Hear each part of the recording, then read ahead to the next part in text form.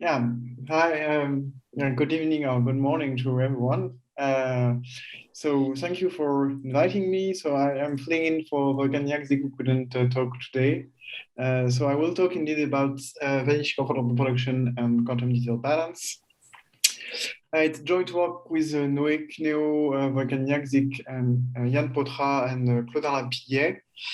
And so the question I will discuss about today is the following question: that we have here two situations. On the left, you have like both movies here are shown to you once forward, once backward in a loop. And you see that on the left, okay, there is a little telltale, but it's quite hard to get when is the movie shown backward and when it is shown forward. Whereas on the right here, it's quite easy to see where in which direction the movie is shown each time. So basically, physically what we would say is that this is a situation where the system is at equilibrium, whereas here we are out of equilibrium. And so the question I will ask today is, how can we characterize equilibrium in that context? So the first answer is entropy, specifically entropy production. So back to Clausius in 19th century, so in thermodynamic formulation of irreversibility, that entropy production of a system should be always positive or zero. And when you are at equilibrium, the entropy production should be zero. And the question is, do we have the converse? Right. So is when entropy production is equal to zero, we have equilibrium. So this is true for Markov chains. So meaning that if the entropy production of a Markov chain is vanishing, then the process, the Markov process, underlying Markov process is reversible. And we have a notion of equilibrium that holds, which is called the detailed balance. So these three notions of equilibrium are equivalent. So what is the notion of detailed balance of equilibrium for Markov chain is simply that the Markov kernel, so your probability transition, are self-adjoint with respect to an inner product that depends on the invariant measure of the Markov kernel. So the main question is, I will ask today is, can we have the same equivalence between three notions of equilibrium in four quantum channels? So first, we have to define the notion of detailed balance for quantum channels, a notion of entropy production, and we'll see that this will entail a notion of reversibility. And second, we will show that, okay, if we have some kind of equivalence between these different notions we defined. So first, what is my setup? So I will work only in finite dimensions. So my quantum system is described by a density matrix, d by d density matrix. All my evolutions will be encoded as completely positive maps. And the average evolution, because you'll see that we will have some measurements at one point, is described by a quantum channel that I take in the Heisenberg picture, meaning that my completely positive map is unital because of the identity. So the average evolution of my system I will consider is the discrete time version. It will just be a repeated application of my quantum channel, or particularly the dual of my quantum channel to my state. So first, let us define a notion of quantum detailed balance that will generalize the notion of detailed balance for Markov chains. So for any real S, we fix this little phi S to be the adjoint of my quantum channel with respect to a scalar product that is indexed by S, which is a general, that's each choice of S defines an inner product that's transform my set of my space of matrices into a Hilbert space. And we say that the quantum channel verifies anti-unitary or unitary, S quantum detailed balance if there exists anti-unitary or unitary operator respectively J, such that I have a phase such that the square of my operator is an eigenvector of phi with eigenvalue C, and I have this equality so that that my map phi is self-adjoint up to conjugation with this operator or that is unitary or anti-unitary. So here I just note so we point out that I have two notions, one anti-unitary and one unitary notion of quantum detail balance. So for different values of S, we have different notions of quantum detail balance, but actually we can summarize them to mainly three. So we have one for S different from 1/2, which are all equivalent to the quantum detail balance for S equals 0.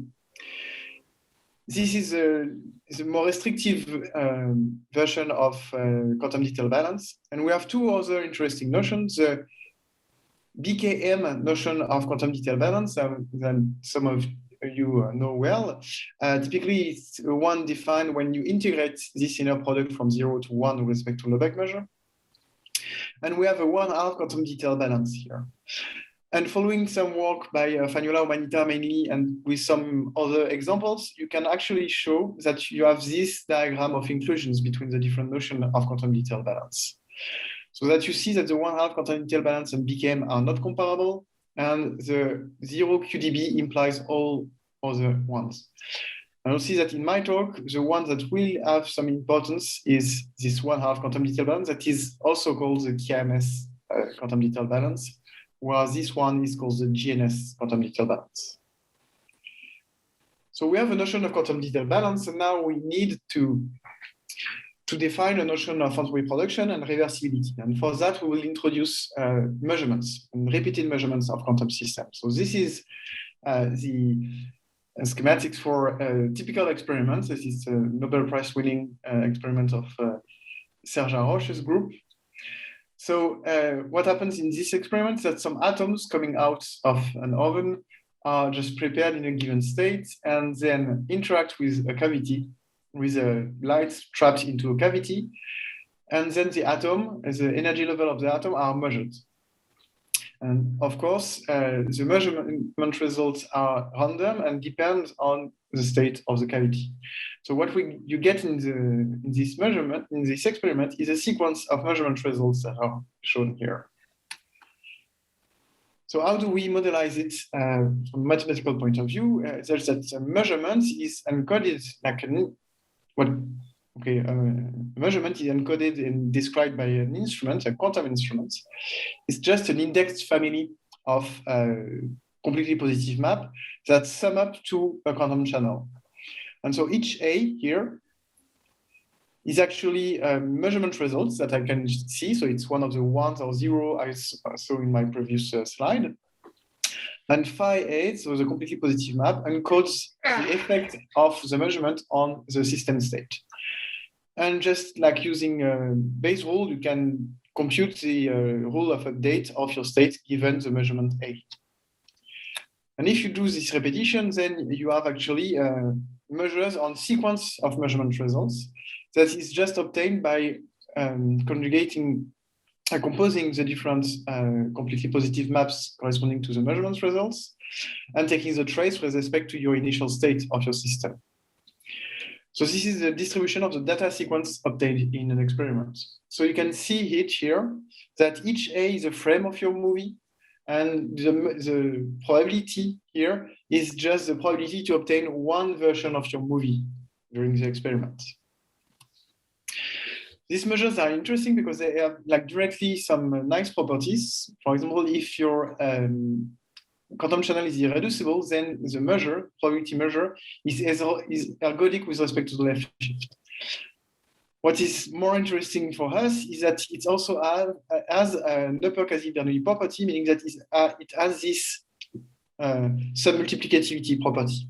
Yeah, I won't extend too much on it, but just remember that these two properties are the main one we need. So now, how do I compare?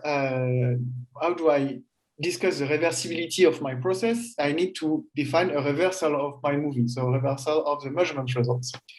So I can do a reversal on each frame. So it's a local involution on my alphabet of possible measurement results. And I also reverse the whole sequence. So for example, I can flip each frame of the movie and then show them backwards.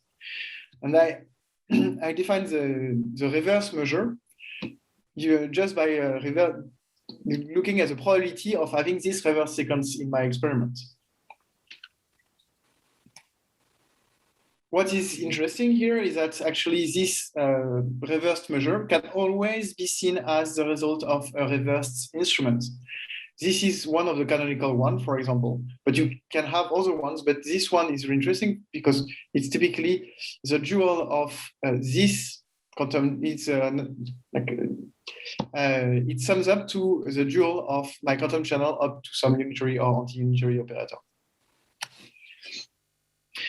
So now to quantify the reversibility, so the difference between the forward and backward measure, I will use what I called entropy production at the beginning. And I'll define it as a Kullback-Leibler divergence between the forward and backward measures. Then what we've shown already in 2016 with a subset of co-authors is that when we have an irreducible quantum channel, then actually the entropy production will converge. So that is due to Fekete lemma. And also we have an equivalence between the vanishing of entropy production and the reversibility of the process, like the equality between the forward and backward measure. So the entropy product, we have a first equivalence in the three equivalents I mentioned at the beginning, that we have that the entropy production vanishes if and only if the measurement outcome process is reversible. So now what we want to see is that do we have the last equivalence, meaning that the measurement outcome process is reversible if and only if we have 1/2 quantum detail balance. So to investigate this question, I need to describe a bit more how we can decompose quantum instruments. So just recall that for a quantum channel, you can always dilate it to using Stein-Spring theorem to an isometry that maps CD to a CD tensor and auxiliary space CK. This dilation is unique up to some unitary operator on the auxiliary space. And a quantum instrument is then given simply by this dilation and a POVM on the auxiliary space. Then a POVM is said that information is complete when it spans the entire matrix space, so the entire auxiliary matrix space. So we will define an information complete instrument as an instrument that can be obtained as through one of its dilation using a completely an information complete POVM here. So now, why do we introduce this question of this notion of information complete POVM? Is simply because then we remark that defining, having the probability measure for an information complete instrument actually is equivalent to defining a purely generated finitely correlated state as introduced by Fanesh, Nertagel, Werner. So it's simply that, so we have this, for those used to the notations with the diametric computation for matrices, we have that the probability measures we have is equivalent to this finitely correlated set, which is, the equivalence is explicitly written here. So now, we need to add one more step before we have the final result, is that we ask that our POVM, that for the POVM, if you remember, we had a flip of our frame, so local involution of my alphabet. I just ask that for this, the POVM I have here, this involution is implemented by an anti or unitary operator, so that when I compose my unitary or anti-unitary operator with my POVM, I get the map of my POVM by theta, by the local involution. Then I am ready to state the final equivalence we want to prove.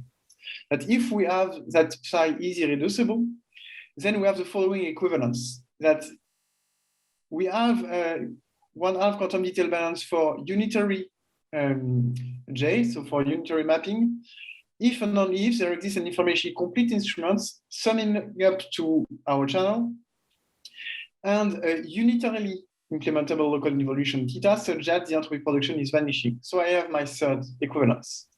But you see that there is two versions here of the equivalence, because here I stated the unitary one, but there is an anti-unitary one, and the two are a priori distinct.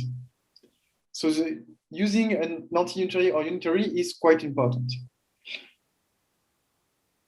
And so the proof is quite, so the proof uses a simple forward direction is simply using Stein-Springation theorem and the fact that taking a duality operation is an involution.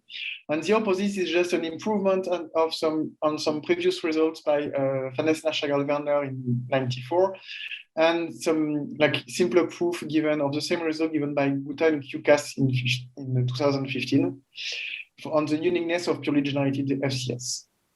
And so what I want to stress at the end is that with this notion of entropy production, vanishing of entropy production, we singularize a specific notion of quantum detail balance that is related to equilibrium and reversibility of measurement processes. Thank you.